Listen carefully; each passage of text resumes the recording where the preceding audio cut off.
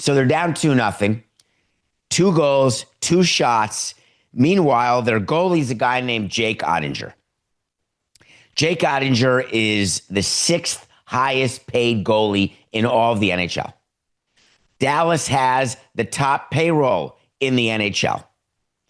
Oettinger signed an 8-year, $66 million deal just last October. 2 shots, 2 goals.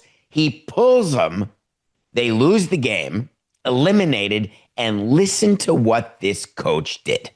Well, anytime you pull a goalie, there's the reasoning's always to try and spark your group. So that was the number one reason. We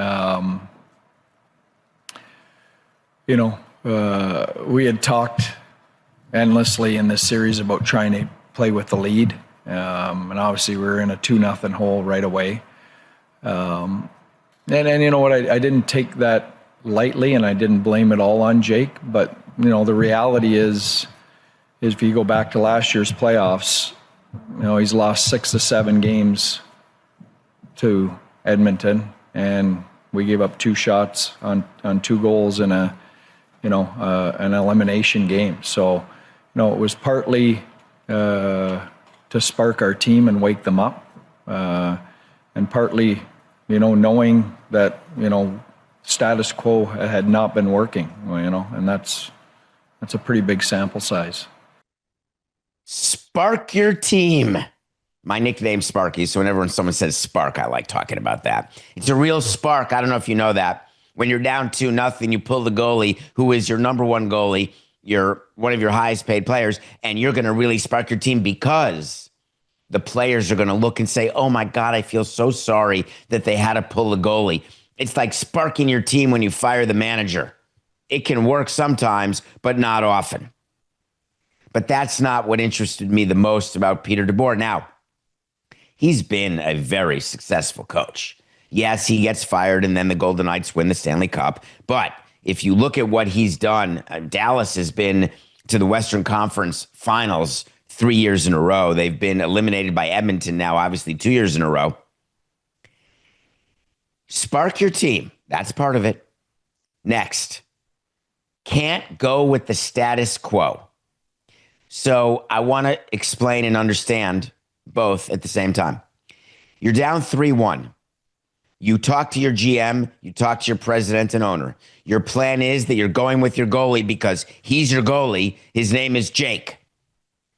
And then the whole plan goes to hell in a handbasket because he gave up 2 goals where really Edmonton was on the power play. And if you see a video, which we can't show because we can do a lot of stuff at Meadowlark, we can't really show highlights. And Edmonton on the power play, the defense was playing like a 4-box, and they did not come close to checking the Edmonton player who was in front of the goal. It wasn't even close. The goalie, it could have been Patrick Roy. I don't know why that was the first goalie who just came to my mind. That is so weird. I think because he's still going to coach the Islanders, so maybe his name was in my head. I have no idea. That is going to be the goalie's fault? I just don't see it that way. If you have a difference of strategy going into a game 5 when you're down 3-1, wouldn't it be not to play that goalie at all? Wouldn't it be to make a change when the game starts? Because if you're trying to change the status quo when you're down 2-0, are you talking about the micro status quo where you're only changing the status quo of that game? But then early on in his comments, Peter DeBoer was talking about, hey, we've lost 6 of 7 to Edmonton, and that's a pretty good sample size. What?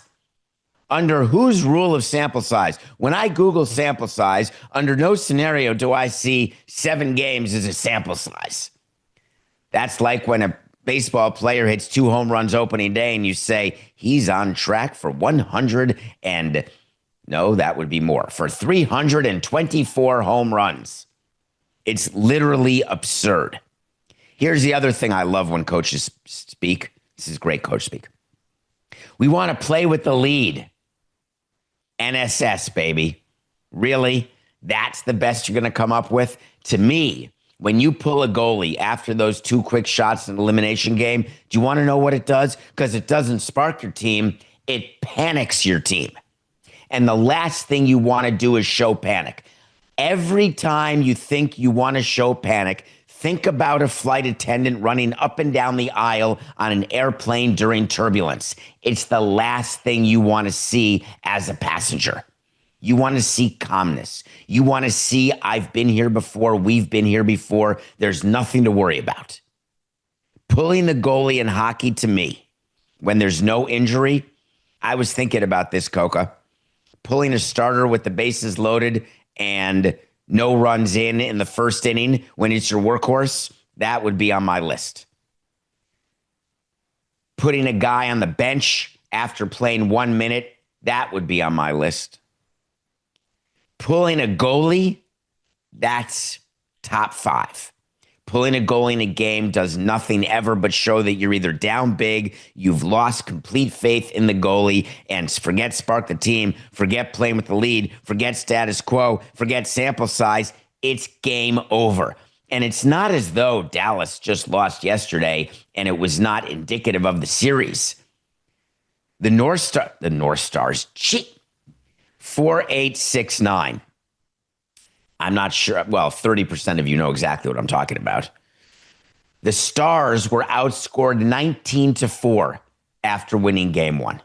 That's the bottom line. The bottom line is the Oilers are a better team. To me, I want to go down with my best. And that sounds crazy coming at you as a fan of the Knicks when Starks went 2 for 18 in game 7. And I said, please put in Blackman. Please do something. We can't lose like this. But when you're running a team, when you are responsible for the basic well-being physically and mentally of your team, of your players, when you are trying to maximize their performance, you can't run up and down the aisle.